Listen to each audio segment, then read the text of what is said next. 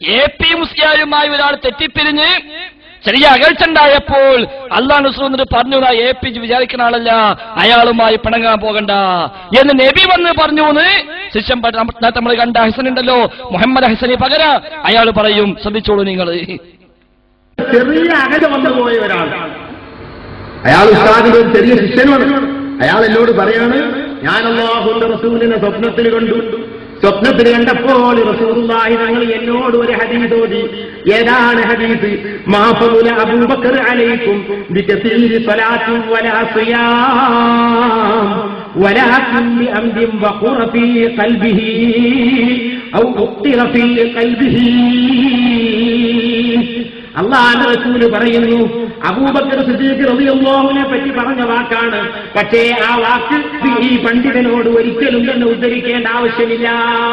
അല്ലാഹുവിന്റെ റസൂലിന്റെ വാക്ക്, വിശുദ്ധ ഖുർആനിന്റെ വാക്കൊക്കെ ജാമിയാണ്, എല്ലാ വിഷയവും ഉൾക്കൊള്ളുന്നതാണ്. അദ്ദേഹം പറയാണ്, എന്നോട് റസൂൽ ഓതി തന്ന ഹദീസ് ഇതാണ്: അബൂബക്കർ നിങ്ങളേക്കാൾ ഉയർന്നത് കുറെ നിസ്കാരം കൊണ്ടും നോമ്പ് കൊണ്ടുമല്ല, തന്റെ ഹൃദയം അല്ലാഹു പ്രത്യേകമായി മാനിച്ച ഹൃദയമാണ്, അല്ലാഹു ഹൃദയത്തിലേക്കാണ് നോക്കുന്നത് എന്ന ഹദീസ് റസൂലുള്ളാഹി തങ്ങൾ എന്നോട് പറഞ്ഞു.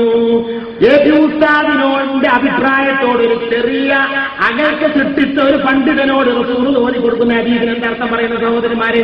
സിദ്ദീഖ് റളിയല്ലാഹുവിനെ പറ്റിയല്ല പറയുന്നത്.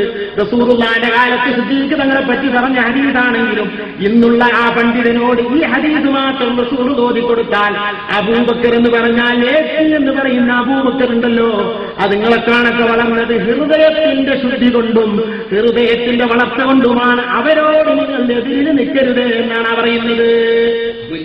കണ്ടോ, റസൂല് ഹദീസ് ഓതി കൊടുക്കുകയാണ്. അബൂബക്കർ നിസ്കാരം എന്ന് പറയുമ്പോൾ ഇല്ലെങ്കിലും മനസ്സ് ക്ലിയറാണ്. നബി പറഞ്ഞു പറഞ്ഞത് നിസ്കാരം നോമ്പൊന്നുണ്ടല്ല ഉഷാറായത്, പക്ഷെ മനസ്സ് ക്ലിയറാണ്, അതുകൊണ്ട് അയാളുമായി എതിരാകാൻ പോകണ്ട എന്ന് APയുമായി തെറ്റിയാൾക്ക് അല്ലാഹു റസൂൽ വന്നിട്ട് ഓതി കൊടുക്കുക ഹദീസ്. എങ്ങനെയെങ്കിലും ആളെ പിടിച്ചെടുത്താളാ പണി.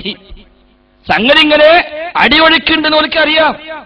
അത് തടയാൻ വേണ്ടി എങ്ങനെ നമുക്ക് ആളെ പിടിച്ചു നിർത്താൻ വേണ്ടി ഇങ്ങനെ കുറെ മനുഷ്യന്മാർക്ക് പണം കൊടുത്ത് വിട്ടേക്കുക പ്രസംഗിക്കാൻ വേണ്ടി എന്നൊരു ഏത് കള്ളക്കഥയും അത് നീട്ടിവലിച്ചു പറഞ്ഞ് അതിന് റസൂലാനെയും അല്ലാഹനെയും കൂട്ടുപിടിച്ച് അതൊക്കെയും സമുദായത്തെ വിശ്വസിപ്പിക്കാനുള്ള ശ്രമം